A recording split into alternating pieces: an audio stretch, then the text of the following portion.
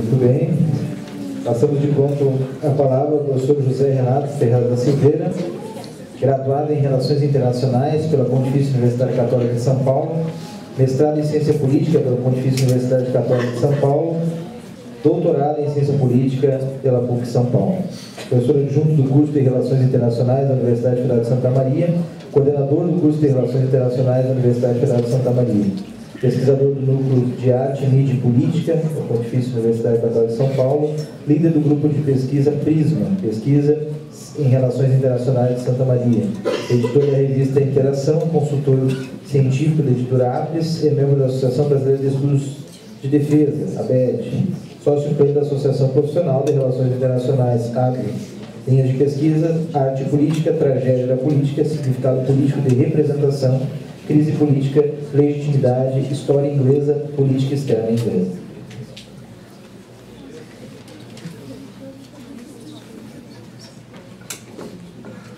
Pessoal, boa tarde. Meus cumprimentos aqui aos membros da mesa, professor Hernani, Firmani Medin, Conrad, Jerônimo, Reginaldo e aqui um amigo aqui do lado, tá?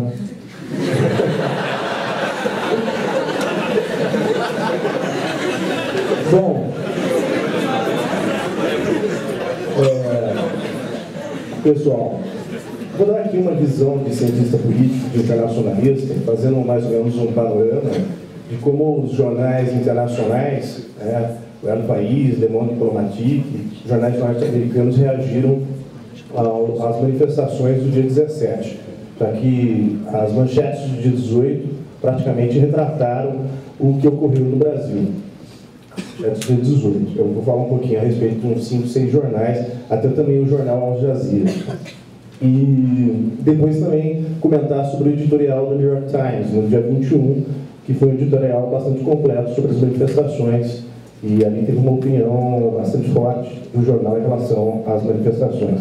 Mas, a princípio, eu gostaria de fazer algumas constatações do ponto de vista político sobre as manifestações, e eu queria também aqui dar uma contribuição como historiador. Embora ficou faltando um semestre, professor Conrad, para concluir a graduação em História, eu li um livro chamado Introdução à Ciência Política, de um autor chamado Christian Ruby, e ele fala de uma peculiaridade que me recordou com esse lema: vem para a rua. Na Grécia Antiga, em Atenas, para ser mais específico, a palavra idiota, hoje nós falamos de idiota, tinha um significado político muito preciso, muito claro. Idiota é aquele que não deixa rastro da sua existência, não deixa nada para a posteridade, é um ser insignificante. Tinha um significado político, pois, o que queria dizer? É o cidadão ateniense que não participa dos assuntos políticos, que não se interessa pelos assuntos políticos, o sujeito despolitizado. Ele recebia essa denominação de idiotê, de idiota. Vocês sabem que na Grécia Antiga, em específico em Atenas, uma coisa muito engraçada. O indivíduo em casa, ele era chamado de indivíduo quando estava em casa, pois exercia suas necessidades fisiológicas, ou enfim, de procriação e tudo mais. Ele exercia o poder paterno para com seus filhos, o poder despótico para com seus servos e seus escravos. Vejo que é uma relação desigual, uma relação de superioridade, desse homem para com os filhos, desse homem para com os servos e escravos, uma relação vertical, uma relação de desiguais. A partir do momento que ele sai de casa, do oitos, da solidariedade doméstica, e vai para a rua, para a ágora, essa relação ela deixa de ser entre desiguais, ela se torna uma relação horizontal, uma relação entre iguais. Ela não é mais exercida pela força, pela dominação, mas exercida pela palavra, pela oralidade. E esse momento é tão interessante, falando da democracia direta na Grécia Antiga, em Atenas, pois é um momento mágico, no momento que ele se pronuncia diante de uma assembleia. Esse momento para o grego, para esse ateniense, para esse cidadão que está exercendo seus direitos políticos, era o momento dele se tornar imortal. Ele se tornava imortal e ele deixava de ser então idiota e o seu nome ficaria projetado para a posteridade. Claro, eu estou fazendo alusão a toda essa história para registrar todo esse significado desse movimento Vem para a Rua, né? Fazendo esse resgate histórico em relação a esse momento na Grécia Antiga do idiotê, do indivíduo que se torna cidadão a partir do momento que ele sai da sua casa e vai para a rua. Queria contar essa historinha até para fazer essa alusão. Espero que vocês tenham gostado. Só que, pessoal, uma outra frase que me vem à cabeça nesses momentos que nós estamos vivendo, nessas manifestações dessas últimas semanas, é a frase do Gramsci. A crise consiste precisamente no fato de que o velho está morrendo e o novo não consegue nascer. Nesse interregno, uma grande variedade de sintomas mortos aparece. Eu acho que nós estamos vivendo nesse contexto. O velho que não consegue morrer e o novo que não consegue nascer. E os sintomas mortos, eles estão bastante presentes. Quais seriam esses sintomas mortos que eu identifico como cientista político? Nós estamos em meio a uma crise política, a uma crise de representatividade, a uma crise de legitimidade.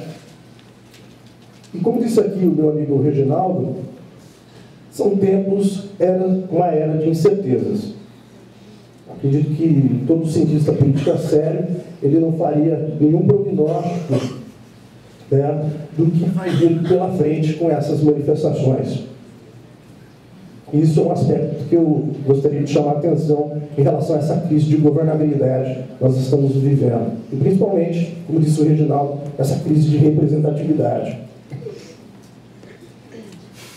Mas, por outro lado, o que nós podemos constatar também nesses sintomas mórbidos dessas manifestações é o fortalecimento da nossa democracia. Isso ficou muito claro no jornal Washington Post, quando eles fazem uma comparação entre o movimento aqui no Brasil e na Turquia, dizendo que os eventos são muito similares, significam um descontentamento com a política das duas populações, o descaso com a população, e isso está muito registrado no Washington Post, e o que há de diferente nas duas reportagens, nessa reportagem específica entre Brasil e Turquia, no Washington Post, é que no Brasil a Dilma, além de ter reconhecido a legitimidade do movimento, ela chamou as lideranças para conversar. Diferentemente no caso da Turquia, que foi chamada as lideranças para conversar e eles foram presos, tá?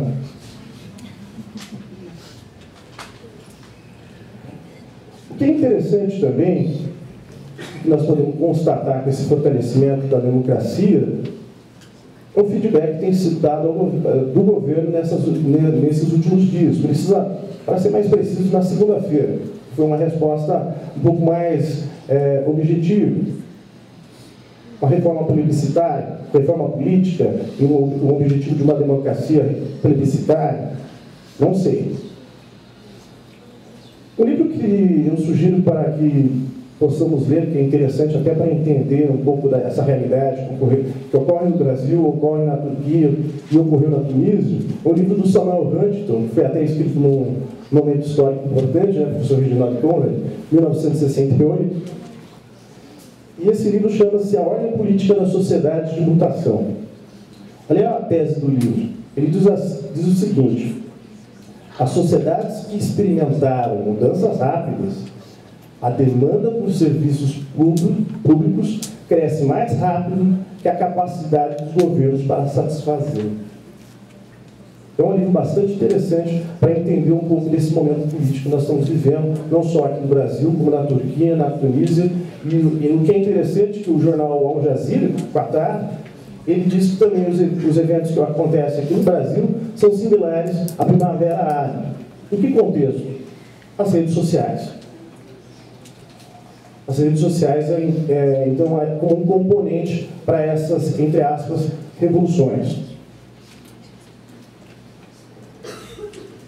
Acredito que, pensando agora, finalizando desse ponto de vista da crise de representatividade, o que é interessante, já foi dito aqui anteriormente pelo professor Reginaldo e já também antecipado pelo professor Conrad, é essa questão da reforma política. E aqui, colocando aqui como uma provocação para a reflexão. Será que financiamento de campanhas, cláusula de barreira, lista de candidatos, voto distrital, redefinição de mandatos é suficiente para conter as tensões políticas?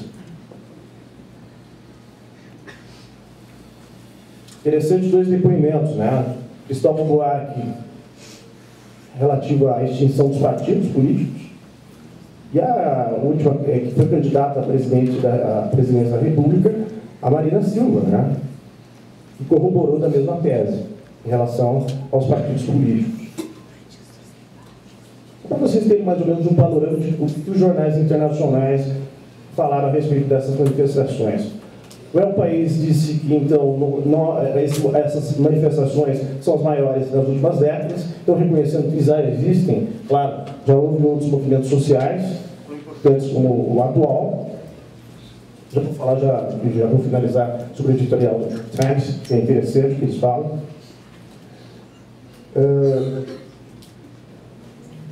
No jornal US Today, eles falam a respeito dos gastos públicos, principalmente com a Copa do Mundo e a Olimpíada, e essa insatisfação da população. Praticamente todos os jornais, nesses 10 jornais que eu fiz uma pesquisa, é o descontentamento da população com os gastos públicos, e principalmente a Olimpíada e Copa do Mundo, e principalmente a corrupção generalizada.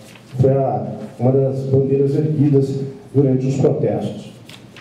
Indo diretamente ao editorial do New York Times, veja o título do editorial: Despertar Social no Brasil. Fala a respeito também, novamente, do descontentamento da população do Brasil. No editorial diz a respeito que, finalmente, a população brasileira encontrou uma voz política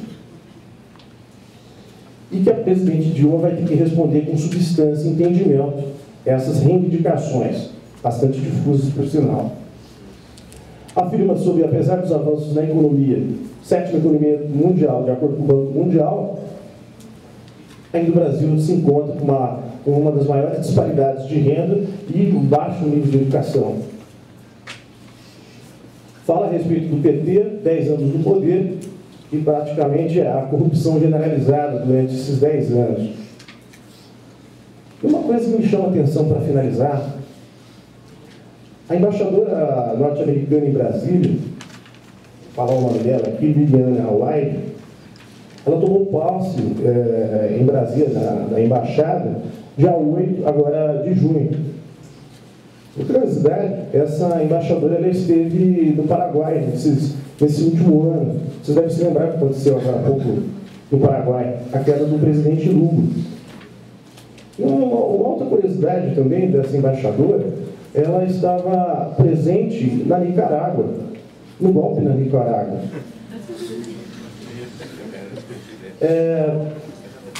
Foram algumas curiosidades que me chamaram a atenção, né? E citando agora, já que nós estamos aqui com alguns direitos, principalmente direitos, como o conselho do Norberto Bobbio, ele diz assim: é melhor falar o menos possível, pois as revoluções, além de excepcionais e imprevisíveis, não são jamais normais. Obrigado.